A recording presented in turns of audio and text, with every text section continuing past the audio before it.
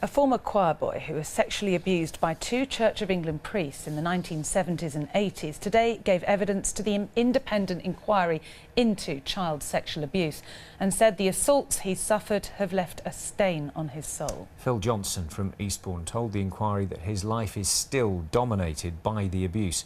As our special correspondent Colin Campbell reports, Mr Johnson says the church has continually failed him by putting concern for its own reputation ahead of the victims. I was, having to sleep with a fat vicar, on a routine, regular basis. And that kind of messed your head up. He was at the time a schoolboy. For over 20 years, Phil Johnson's battled to be heard and believed. Today, he disclosed the full horrors of his case to the independent inquiry into child sexual abuse. Abuse has dominated my life. The abuse went on for 10 years, and obviously there's been another 15 years of trying to deal with that. That's had a huge impact on me and on my family, and it's been at great cost.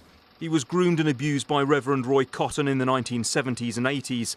The vicar, who had a previous conviction for sexual abuse, took him and other boys on foreign holidays. Cotton also conspired with Reverend Colin Pritchard, another Sussex vicar. Phil Johnson told the inquiry today that he was left feeling completely let down and failed by Sussex police after Roy Cotton escaped justice. He said he was left feeling utterly astounded that Sussex police threw away all case files relating to Cotton, including statements Phil Johnson had provided them. He said a prosecution of Cotton failed because he'd been told by the police the church was very uncooperative and had closed ranks. The church, I feel, has continually failed me. And it's failed many others. It's been slow to change, it's been slow to accept responsibility, and again, it's just failed to learn from those mistakes and report and share information with statutory authorities.